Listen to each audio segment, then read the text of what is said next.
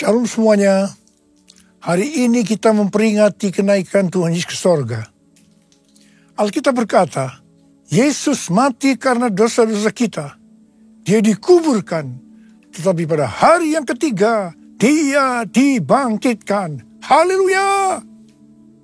Setelah Tuhan Yesus bangkit, selama 40 hari, Tuhan Yesus menampakkan diri kepada lebih dari 500 murid-muridnya untuk membuktikan bahwa Dia hidup. Setelah memberikan pesan yang terakhir seperti yang terdapat dalam Kisah Para Rasul 1 ayat 8, maka disaksikan murid-muridnya Tuhan Yesus terangkat ke sorga. Saya percaya kalau kita berada di sana waktu itu, kita pasti akan sama dengan murid-murid Tuhan Yesus yang melihat bahwa Tuhan Yesus bertambah tinggi. Ketika mereka melihat ke bawah, ternyata kaki Tuhan Yesus sudah tidak menyentuh tanah lagi. Perlahan, tapi pasti Tuhan Yesus terangkat ke sorga. Makin lama makin kecil, sampai ada awan yang menutupi dan hilang dari pandangan mata. Sementara mereka terheran-heran melihat ke langit, maka ada 2 orang yang berpakaian putih di dekat mereka yang berkata, "Hai orang-orang Galilea, mengapakah kamu berdiri melihat ke langit? Yesus ini yang terangkat ke sorga meninggalkan kamu, akan datang kembali dengan cara yang sama seperti kamu melihat Dia naik ke sorga." Dari ayat ini, saya percaya kalau yang melihat Tuhan Yesus naik ke sorga adalah murid-murid Tuhan Yesus, maka yang akan melihat Tuhan Yesus turun dari sorga adalah murid-murid Tuhan Yesus. Amin. Tuhan Yesus berkata dalam Yohanes 14 ayat 1-3, "Janganlah gelisah hatimu, percayalah kepada Allah, percayalah juga kepadaku. Di rumah Bapa-Ku banyak tempat tinggal. Jika tidak demikian, tentu aku mengatakannya kepadamu. Sebab aku pergi ke situ untuk menyediakan tempat bagimu. Dan apabila aku telah pergi ke situ dan telah menyediakan tempat bagimu, aku akan datang kembali dan membawa kamu ke tempatku, supaya di tempat di mana aku berada, kamu pun berada." Pesan Tuhan Yesus ini ditujukan untuk murid-muridnya. Karena itu, kalau kita mau ikut dalam pengangkatan, maka kita harus menjadi murid Tuhan Yesus. Murid Tuhan Yesus adalah kita-kita yang hidupnya sama seperti Kristus telah hidup. Karena kita hidup sama seperti Kristus telah hidup, maka kita akan menjadi serupa dengan gambarnya. Roma 8 ayat 29 berkata, "Sebab semua orang yang dipilihnya dari semula, mereka juga ditentukannya dari semula untuk menjadi serupa dengan gambaran anaknya, supaya ia, anaknya itu, menjadi yang sulung di antara banyak saudara."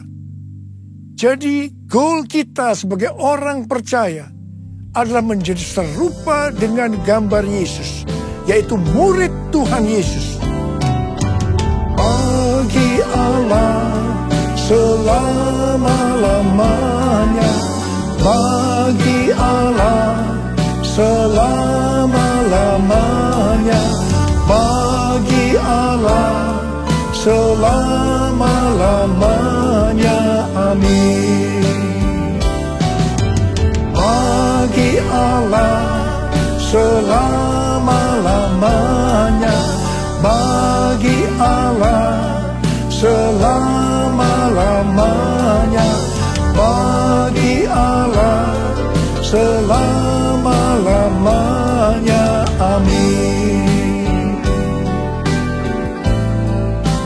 Amin. Amin. Ibrani 7 ayat 25 berkata, "Karena itu ia sanggup juga menyelamatkan dengan sempurna semua orang yang oleh Dia datang kepada Allah. Sebab Ia hidup senantiasa untuk menjadi pengantara mereka." Tuhan Yesus di sorga menjadi pengantara kita. Artinya sebagai pendoa syafaat bagi kita, supaya kita selamat secara sempurna. Kalau kita berbicara tentang keselamatan, maka ada 3 hal yang harus diperhatikan. Yang pertama, bisa kehilangan keselamatan. Yang kedua, hampir-hampir tidak diselamatkan. Dan yang ketiga, selamat dengan sempurna. Orang yang sudah percaya bisa kehilangan keselamatan. Matius 7 ayat 21 sampai dengan 23 berkata, bukan setiap orang yang berseru kepadaku, Tuhan, Tuhan, akan masuk ke dalam kerajaan sorga, melainkan dia yang melakukan kehendak Bapakku yang di sorga. Pada hari terakhir, banyak orang akan berseru kepadaku, Tuhan, Tuhan, bukankah kami bernubuat demi namamu, dan mengusir setan demi namamu, dan mengadakan banyak mujizat demi namamu juga? Pada waktu itulah aku akan berterus terang kepada mereka dan berkata, aku tidak pernah mengenal kamu. Enyahlah daripadaku, kamu sekalian pembuat kejahatan. Ini merupakan peringatan bagi hamba-hamba Tuhan yang sedang dipakai oleh Tuhan, agar pelayanan yang diberikan oleh Tuhan semata-mata hanya untuk menyatakan kemuliaannya. Bukan untuk kemuliaan diri sendiri. Bukan untuk mencari keuntungan pribadi. Bukan untuk popularitas. Di mana ini semua bisa mengakibatkan hilangnya keselamatan. Contoh seorang murid yang kehilangan keselamatannya adalah Yudas. Yudas mengikut Yesus begitu lama. Bahkan dicatat dalam Lukas 9 ayat 1 sampai dengan 6. Ia bersama murid-muridnya yang lain pernah melakukan berbagai mujizat dan pelayanan kesembuhan. Namun ia akhirnya memilih meninggalkan Tuhan. Maka hilanglah keselamatannya. Hal yang kedua, mengenai hampir-hampir tidak diselamatkan. 1 Korintus 3 ayat 10 sampai dengan 15 berkata, bahwa kita membangun hidup kita ini dengan dasar Yesus Kristus. Pertanyaannya, bahan apa yang kita gunakan untuk membangun kehidupan kita ini? Apakah dengan bahan emas, perak, batu permata, atau dengan bahan kayu, rumput kering, atau jerami? Semua ini akan nampak pada hari Tuhan, saat pekerjaan kita diuji dengan api. Jika pekerjaan kita tahan uji, artinya tidak terbakar karena terbuat dari bahan emas, perak, dan batu permata, maka kita akan mendapat upah. Tetapi sebaliknya, kalau pekerjaannya itu terbakar karena bahan yang digunakan adalah kayu, rumput kering, atau jerami, maka akan menderita kerugian. Selamat sih selamat, tetapi seperti keluar dari dalam api. Artinya, hampir-hampir tidak diselamatkan.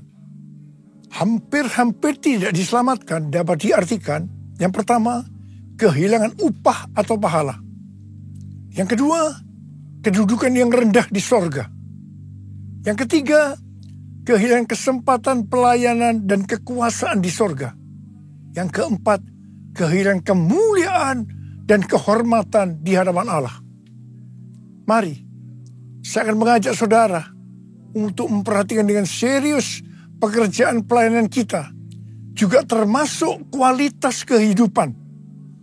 Jangan menjadi orang Kristen yang acuh tak acuh, agar kita mendapatkan upah di sorga. Yang mau katakan amin. Tuhan Yesus berada di sorga untuk mendoakan kita agar mendapatkan keselamatan yang sempurna. Bukan untuk kehilangan keselamatan, atau bukan hampir-hampir tidak diselamatkan. Supaya doa Tuhan Yesus ini terjadi, maka sesuai 2 Petrus 1 ayat 5 sampai dengan 11 dikatakan bahwa kita harus dengan sungguh-sungguh berusaha untuk menambahkan kepada iman kita kebajikan. artinya berbuat baik. Kemudian ditambahkan lagi pengetahuan. Kemudian tambahkan lagi dengan penguasaan diri. Tambahkan lagi dengan ketekunan. Tambahkan lagi dengan kesalehan yang artinya hidup kudus.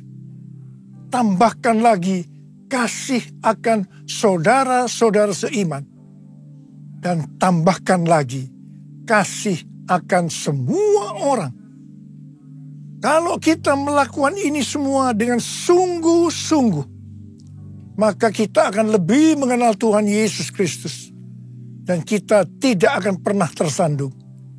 Dengan demikian, kita akan dikaruniakan hak penuh untuk memasuki kerajaan kekal, yaitu kerajaan Tuhan dan Juru Selamat kita, Yesus Kristus.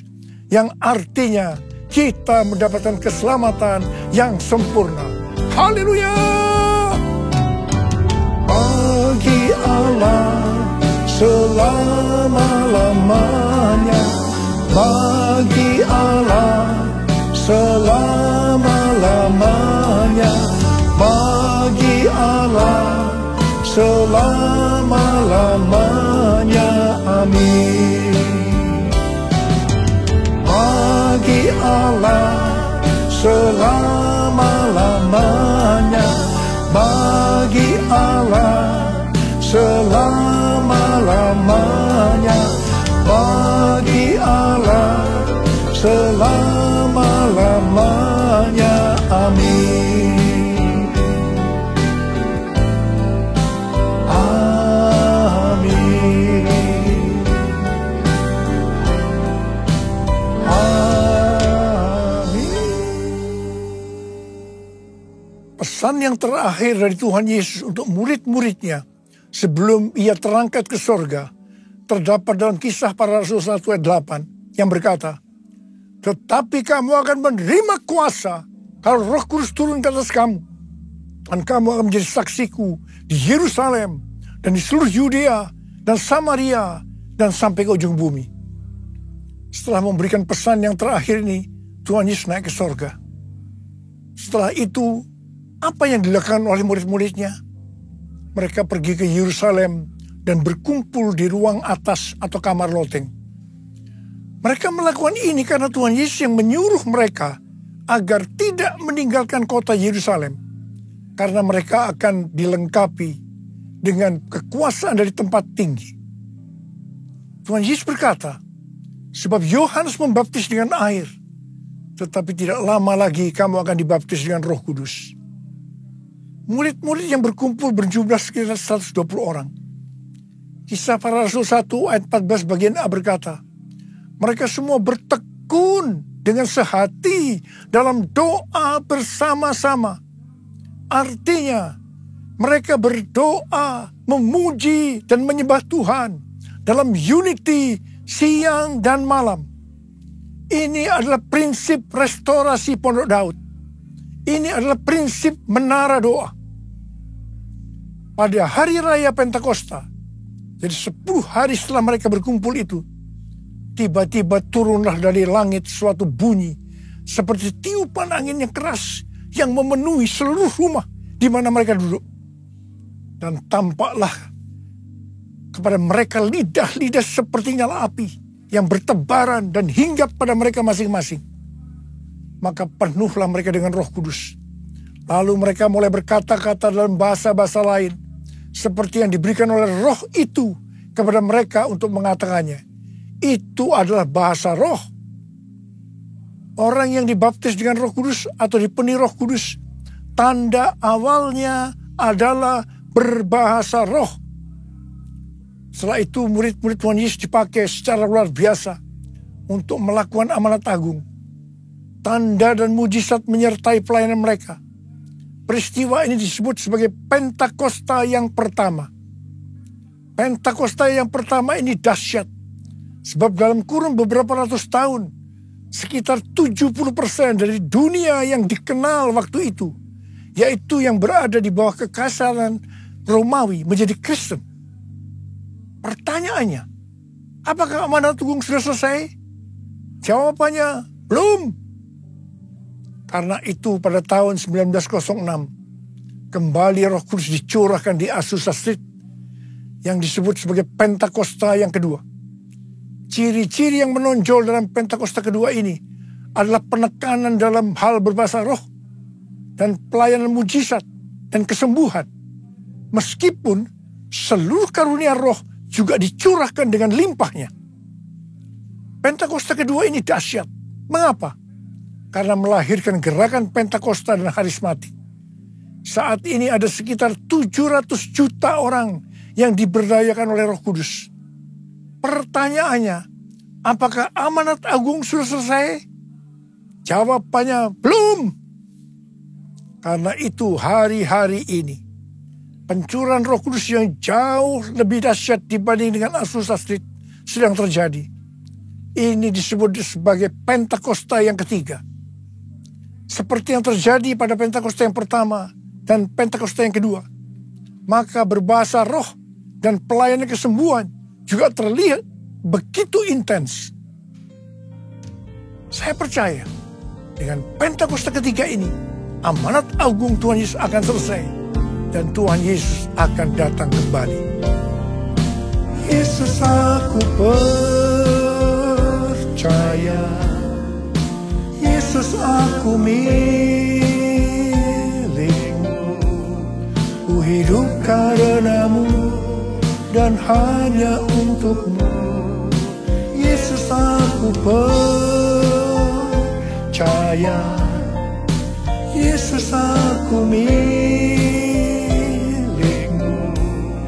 ku hidup karenamu dan hanya untukmu selamanya.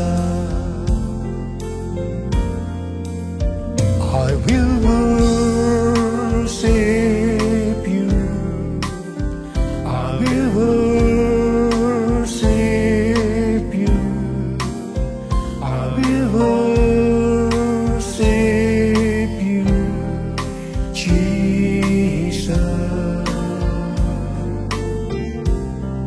Jesus,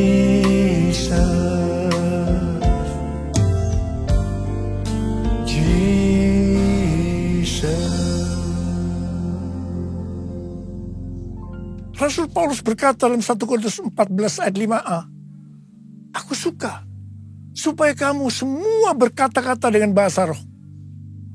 Selain itu dalam 1 Korintus 14 ayat 18, Rasul Paulus juga berkata, aku mengucap syukur kepada Allah bahwa aku berkata-kata dalam bahasa roh lebih daripada kamu semua. Saya sangat mengaminkan apa yang dikatakan oleh Rasul Paulus ini. Dan saya juga berdoa agar apa yang dikatakan oleh Rasul Paulus ini juga terjadi pada kita. Yang percaya katakan amin. Apa yang terjadi kalau kita berbahasa roh? Yang pertama, kita akan lebih berani bersaksi tentang Yesus. Kita ingat Petrus, di mana sebelum dia dibaptis Roh Kudus dengan tanda awal berbahasa roh, dia pernah menyangkal Yesus sebanyak 3 kali sebelum ayam berkokok. Setelah dibaptis Roh Kudus dan berbahasa roh, dia berani bersaksi tentang Tuhan Yesus. Tidak peduli akan disesah atau dipenjarakan. Yang kedua, kalau kita berbahasa roh, maka sesuai dengan 1 Korintus 14 ayat 4a dikatakan, siapa yang berkata-kata dalam bahasa roh, ia membangun dirinya sendiri. Yang artinya kalau kita berbahasa roh, kita akan membangun iman kita. Yang ketiga, kalau kita berbahasa roh, kita akan lebih merasakan hadiratnya dan lebih intim dengan dia. Karena ketika kita berbahasa roh, kita berkata-kata kepada Allah, bukan kepada manusia. Yang keempat, kalau kita berbahasa roh, kita akan bisa berdoa lebih lama lagi. Yang kelima, sesuai dengan 1 Korintus 14 ayat 14 dan 15 yang berkata, sebab jika aku berdoa dengan bahasa roh, maka rohkulah yang berdoa, tetapi akal budiku tidak turut berdoa. Jadi, apakah yang harus aku buat? Aku akan berdoa dengan rohku. Tetapi aku akan berdoa juga dengan akal budiku. Aku akan menyanyi dan memuji dengan rohku. Tetapi aku akan menyanyi dan memuji juga dengan akal budiku. Jadi, kalau kita menghendaki agar roh kita berdoa, menyanyi, dan memuji, maka kita harus berbahasa roh. Sedangkan kalau dengan akal budi atau jiwa, maka kita harus menggunakan bahasa yang kita mengerti. Mari, bagi yang mau melakukan, katakan bersama saya, amin. Sekarang Tuhan Yesus berada di sorga, duduk di sebelah kanan Allah Bapa. Tuhan Yesus berpesan kepada kita, aku datang segera. Waktu Tuhan Yesus ditanya oleh murid-muridnya, apa tanda kedatanganmu dan tanda kesudahan dunia ini? Salah satu jawabannya seperti yang tertulis dalam Matius 24 ayat 14. Dan Injil kerajaan ini akan diberitakan di seluruh dunia menjadi kesaksian bagi semua bangsa. Sesudah itu barulah tiba kesudahannya. Karena itu Tuhan memberikan tugas kepada kita sebagai murid-muridnya untuk menjadikan semua bangsa itu menjadi murid Tuhan Yesus. Ini adalah amanat agung dari Tuhan Yesus. Salah satu visi dari Empower 21 bahwa pada hari Pentakosta tahun 2033 setiap orang akan mendapatkan kesempatan untuk berjumpa secara autentik dengan Tuhan Yesus melalui kuasa dan kehadiran Roh Kudus. Rick Warren dari Southern Baptist Church mendapatkan bahwa tahun 2033 adalah goal untuk menyelesaikan amanat agung. Karena itu, mari kita perhatikan yang sungguh-sungguh satu dekade ke depan ini, yaitu dari tahun 2023 sampai dengan tahun 2033. Tahun 2033 adalah peringatan penginjilan yang ke-2000 tahun. Peringatan kematian, kebangkitan, dan kenaikan Tuhan Yesus ke sorga yang ke-2000 tahun. Dan juga pencurahan Roh Kudus yang berarti di peringatan hari ulang tahun gereja yang ke-2000 tahun. Untuk bisa menyelesaikan amanat agung, tidak bisa dengan kekuatan sendiri, tetapi harus dengan kuasa Roh Kudus. Karena itu, saudara harus penuh dengan Roh Kudus. Ada berapa banyak di antara saudara yang rindu untuk dibaptis Roh Kudus dengan tanda awal berbahasa roh? Angkat tangan saudara. Ada berapa banyak di antara saudara yang rindu untuk dipenuhi dengan Roh Kudus? Angkat tangan saudara. Curahkanlah kuasa-Mu Tuhan, mujizat terjadi di tempat ini. Curahkanlah kuasa-Mu Tuhan, mujizat terjadi sekarang ini. Curahkan ya Tuhan, curahkanlah kuasa-Mu Tuhan, mujizat terjadi di tempat ini. Curahkanlah kuasa-Mu Tuhan, mujizat terjadi sekarang ini. Mujizat terjadi sekarang ini. Mujizat terjadi sekarang ini. Sembah Dia. Kurana masyana lama kana marabara bara bara bara bara bara. Uriana bara bara bara bara bara bara bara bara. Uriana bara bara bara bara bara bara bara bara. Curahkan Roh-Mu Tuhan, curahkan Roh-Mu Tuhan. Baptis mereka dengan Roh Kudus dengan tanda amal berbahasa roh ya Tuhan. Terima, terima, terima, terima, terima. Penuhi mereka dengan Roh-Mu, penuhi mereka dengan Roh-Mu ya Tuhan. Uriana bara bara bara bara bara bara bara bara. Uriana bara bara bara bara bara bara bara bara. Oh, Rabbashikara bara bara. Curahkanlah kuasa-Mu Tuhan, mujizat terjadi di tempat ini. Curahkanlah kuasa-Mu Tuhan, mujizat terjadi sekarang ini. Mujizat terjadi sekarang ini.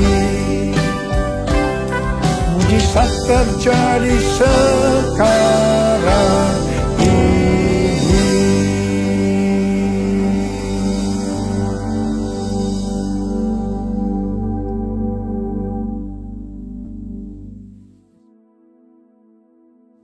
Mari saudara-saudara, kita akan masuk ke dalam perjamuan kudus. Kita akan mengingat ayat ini. Sebab setiap kali kamu makan roti ini dan minum cawan ini, kamu memberitakan kematian Tuhan sampai Ia datang. Perjamuan kudus adalah perjamuan Tuhan Yesus sendiri.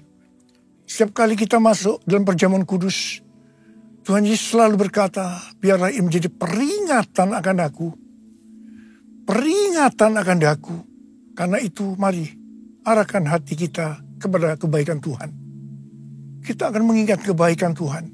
Mari tundukkan kepala. Bapa, siapakah kami ini sebelum kami mengenal Engkau? Kami semua orang berdosa. Upah dosa adalah maut, mati. Tapi Engkau yang tidak berdosa telah dijadikan dosa oleh karena kami. Engkau harus turun dari sorga mulia, menjelma menjadi manusia, mati ganti kami dengan penderitaan yang luar biasa. Itu Engkau ya Abah, itu Engkau. Engkau jadikan kami sebagai anak-anak-Mu. Engkau tuntun, Engkau bela, Engkau lindungi, Engkau berkati. Engkau juga hajar kami kalau kami salah. Itu Engkau ya Abah.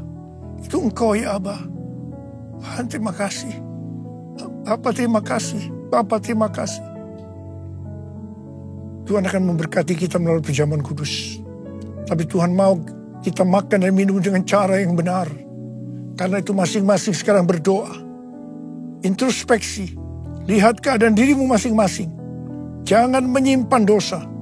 Kalau ada dosa yang Tuhan ingatkan, langsung kita minta ampun. Selesaikan di hadapan Tuhan supaya kita diberkati. Ampuni. Ampuni saya Tuhan. Ampuni. Ampuni ya Tuhan anak-anak-Mu. Ampuni. Ampuni. Ampuni. Terima kasih Abah. Layakkan kami untuk masuk dalam perjamuan kudus. Kami akan masuk dalam perjamuan kudus dengan hati yang penuh ucapan syukur. Dalam nama Yesus kami berdoa. Amin. Sekarang mari angkat roti di tangan kanan saudara tinggi-tinggi. Sebab apa yang telah kuteruskan kepadamu telah aku terima dari Tuhan. Yaitu bahwa Tuhan Yesus pada malam waktu Ia diserahkan mengambil roti. Dan sesudah itu Ia mengucap syukur atasnya. Ia memecah-mecahkannya dan berkata, inilah tubuhku yang diserahkan bagi kamu. Perbuatlah ini menjadi peringatan akan aku. Saudara dikasih Tuhan, bukankah roti yang kita pecah-pecahkan ini adalah persekutuan kita dengan tubuh Kristus? Mari kita makan dalam nama Yesus.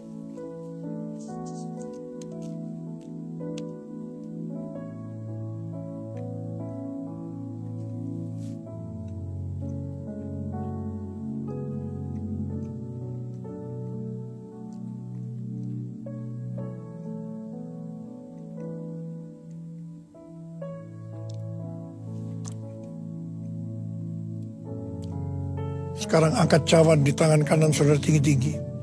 Mungkin juga yang mengambil cawan sesudah makan lalu berkata, cawan ini adalah perjanjian baru yang dibatalkan oleh darahku. Perbuatlah ini setiap kali kamu meminumnya menjadi peringatan akan aku. Saudara dikasih Tuhan, bukankah cawan pengucapan syukur yang atasnya kita ucapkan syukur adalah persekutuan kita dengan darah Yesus. Mari kita minum dalam nama Yesus.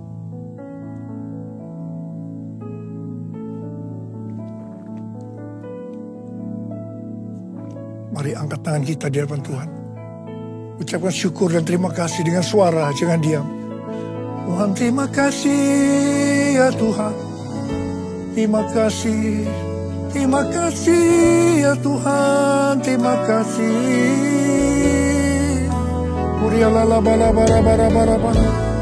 Kurialala bala bala bala bala bala bara. Angkat tangan saudara. Bapa sembuhkan mereka yang sakit. Sembuh dalam nama Yesus, sembuh dalam nama Yesus, sembuh dalam nama Yesus, sembuh dalam nama Yesus. Terima kasih Yesusku, terima kasih Yesusku. Puji syukur hanya bagi Tuhanku. Terima kasih Yesusku, terima kasih Yesusku. Puji syukur hanya bagi Tuhanku. Terima kasih Yesusku, terima kasih Yesusku. Puji syukur hanya bagi Tuhanku. Terima kasih Yesusku, terima kasih Yesusku. Puji syukur hanya bagi Tuhanku. Puji syukur hanya bagi Tuhanku. Puji syukur hanya bagi Tuhanku.